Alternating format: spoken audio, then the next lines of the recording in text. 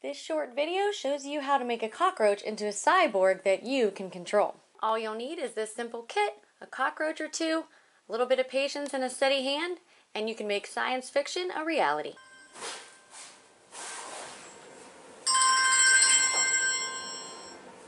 Doctor here. Surgery. I'll be there in 5 minutes.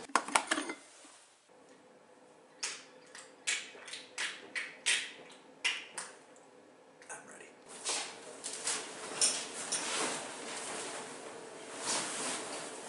Let's do this. So I'm going to prepare the anesthesia.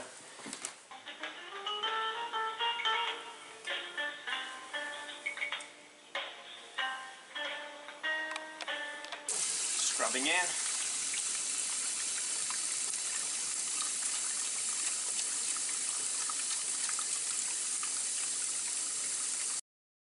Nurse, please, can you tell me if he'll be okay? Oh yeah, he'll be fine. You have nothing to worry about. The doctor knows what he's doing. When you get him back, all his behavioral problems will be fixed. There are the ganglia. They're just big balls and nerves, kind of like the brain, but they're like little mini brains. This roach has been exercising free will. He's been brought in. We're going to have to operate.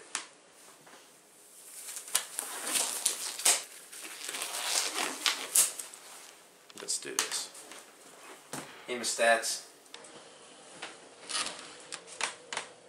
Going to get a firm hold on the chitinous pronotum, which is the shield above the head.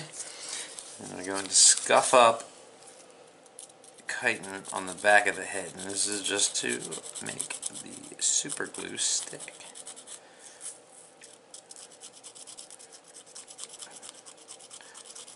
And this is like a fingernail, so it doesn't feel this.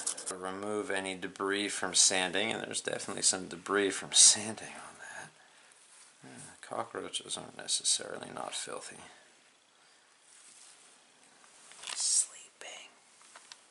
Alright, well, after sanding, he's waking up, so we're just going to give him another minute or so of sleepy time. So these are the electrodes that come in a 3-pack. To go with the 3 electrodes, the center one is the ground, and the 2 outside ones go into the antennae.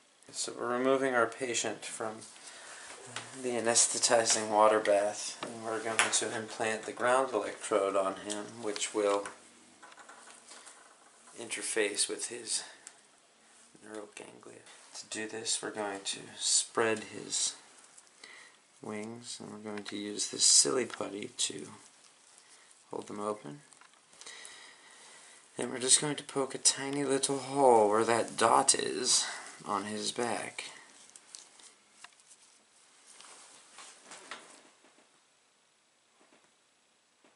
Right through the chitin in his thorax. Now, we're just going into chitin and a little bit of muscle tissue. And you can tell that by the way his wing tweaked when I did that. But he isn't feeling anything, he's in no pain, and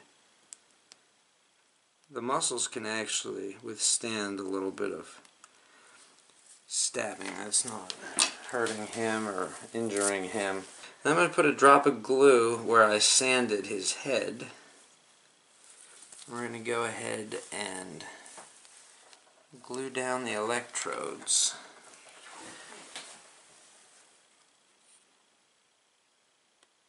This should take about a minute to set on his head, so I'm just going to hold it still. You have to keep it square with his body. Our patient is waking up, but we're going to implant the ground electrode, which is the center electrode, before we anesthetize him again. I'm going to use this toothpick just to separate the center braided ground electrode, and we're going to put a drop of super glue on that hole that we poked in the little black dot. Tweezers. Glue. You'll notice he is starting to twitch a little bit, which means he's slowly coming out of anesthesia. We'll have to get him back in soon.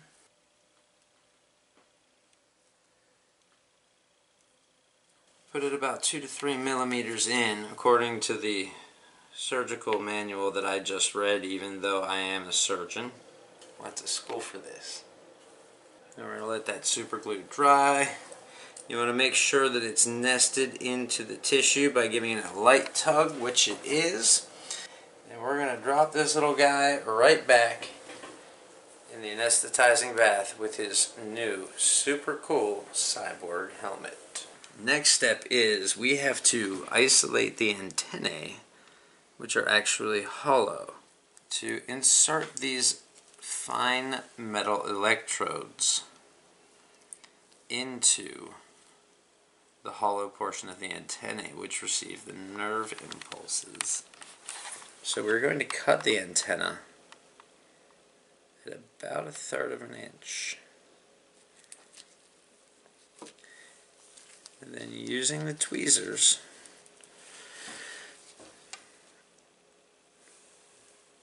going to insert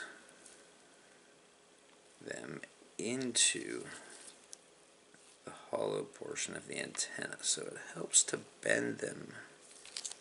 He's got it sticking straight up right now. Maybe I can get this in.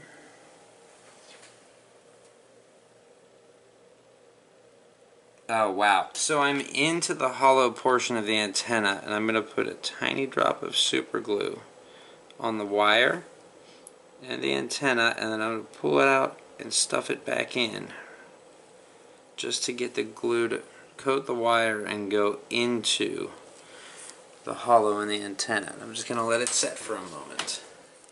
So while the other electrode is setting, we're going to get the left. Oh, but I'm in again.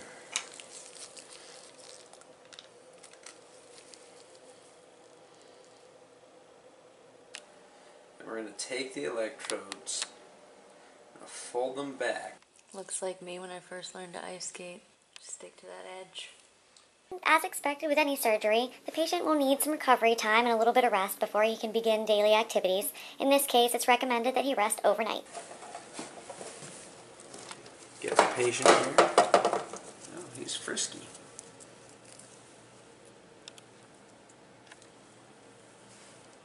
There we have it. He's ready. I see he's trying to get the electrodes out right now. Do you see that? Yeah, it said they'll try to pull them out, and they're actually pretty good at doing it. He's still waking up. Going to find the robo-roach. Alright, so now I'm going to put him down and we'll control him with that. So it's stimulating him that there's something on that side, and that's making him turn to the other side. How high is it turned up?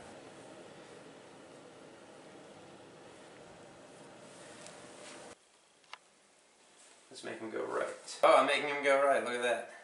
Now, here's the thing.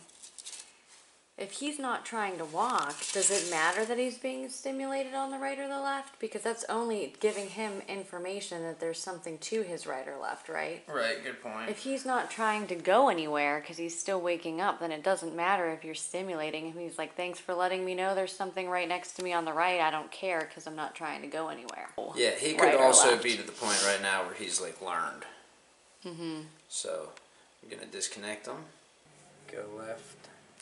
Go right now. Go right. Go right. Go left. Go left. I'm making her go right. Yes, I'm swiping left. Oh. And look, she's going. She almost hit her head off of that. Mm-hmm.